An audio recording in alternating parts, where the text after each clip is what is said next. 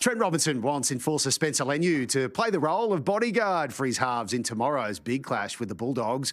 The Roosters coach loves Leniu's aggression, but concedes there are times he needs to keep it in check. He's an easy rider off the field, but on it, Spencer Leniu and his wild eyes and fists of fury set the NRL on fire. When you see that, what do you feel? I see a guy that's passionate about protecting his halves. I don't think anything was going to happen until someone touched Sammy Walker. So you like an aggressive Spencer Leniu, you don't say pull your head in or anything like that? No, I think you've got to say, how do you use your aggression sometimes? I definitely don't want Spenny running in from 20 metres, but do I want him protecting our half? And so there's a few different ways that you can do that without getting sent to the bin. But do I want an aggressive Spencer Leniu? Definitely. Definitely. It's good for our game. It's good for the Roosters. There's a method to the on-field Spencer madness. Sam Walker has been remarkable since returning from an ACL a few weeks ago.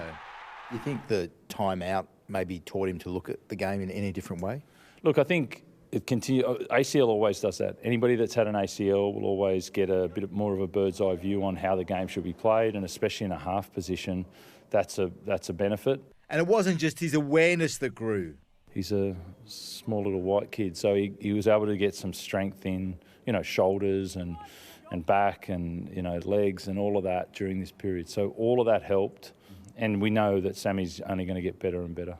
The Dogs will be a better side with Connor Tracy back earlier than expected from an abdominal injury.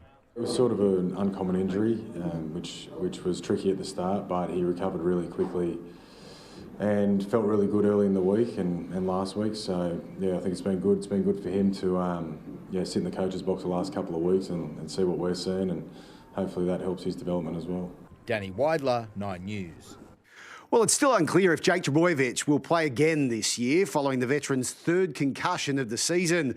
The Seagulls staunchly declaring they'll be playing for their inspirational leader when their finals hopes go on the line against the West Tigers on Sunday. Running repairs for fullback Tom Trbojevic today, while 5'8" Luke Brooks trained alone. Brooks is getting on, he's pretty old, so we need to manage him as best we can. Jake Trbojevic wasn't on the field following his latest concussion. The incident not only tough viewing for brothers Tom and Ben, but also Corey Waddell. Being on the field watching it happen, it's very confronting. Jake being my brother-in-law, obviously I want to, I care for him so much, what I mean, just as a teammate, obviously being part of the family as well. So it is tough to see him go down like that. Considered the club's heart and soul, the 31-year-old's absence is added motivation for a Manly side fighting for survival. He's forefront, of the motivation for this team, and he gets all the boys up, and that's what he was trying to do on the weekend. Former Sea Eagle Sean Lane has announced his retirement from rugby league. His old Eels teammates insisting there's no bad blood between Mitchell Moses and Talon De Silva. There's no resentment or hatred there. They're good mates, so it's good to see. Fresh off shock wins over the Sharks and Raiders, the Dragons want their giant-killing run to continue against the Warriors. They really enjoyed those wins and they want to keep that feeling, so short turnaround, hopefully that emotion and all that sort of stuff that comes with it continues. Opposing coach Andrew Webster channelled his inner referee at his pre-match press conference. Any questions today, I'm just going to blow the whistle. And I'm going to put you in the bin. And he wasn't joking. Mate, I'm not going to pick next week's team. Zach Bailey, 9 News.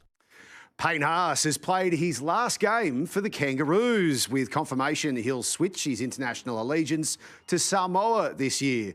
The Blues and Broncos forward has played for Test for Australia, but will join a growing group of players preferring to represent their Pacifica heritage. Good evening. Inflicting maximum pain on the Kangaroos, Payne Haas has pledged his allegiance to Samoa for the end-of-season Pacific Championships. His defection opening the door for Tino Fa'asuamaleaui and Hamiso Tabuai-Fidow to potentially follow suit. The Hammer already public enemy #1 for Brisbane this weekend. A new commander-in-chief as the Broncos' finals fight intensifies, but Ben Hunt's elevation to halfback in the place of injured captain Adam Reynolds, clearly no cause for concern at Red Hill. No, not really. They're both little in little leagues, so they'll be all right. A dream come true for Jordan Ricky, defending alongside a childhood hero. I remember watching him as a young fella, and he probably wouldn't mind me saying that as well, make him feel a bit old, but no, it'd be really cool to be able to, run alongside those. Stopping Hamiso Tabuai-Fidow from running right, Brisbane's highest priority in Saturday's season-defining Battle of Brisbane. He's such a special talent, and, he's sort of like you're saying, a player that can open up the game real easily, so he'd be definitely someone that I would need to shut down and quickly. The hammer plus Tino Fa'a Sumala-Awi could potentially join Payne Haas in ditching the Kangaroos for Samoa. The Titans captain also weighing up a Perth Bears defection. A lot of speculation around that. Probably not the real platform here to discuss that, so I won't be answering any questions on that. More dramas for Gold Coast with injuries engulfing the Wooden Spoon favourites ahead of Saturday's Sharks showdown. Overnight we've lost Jojo with an ankle injury and Payne Haas with a family illness, so it's still going to be a tough ask. Matthew Simbicus, 9 News.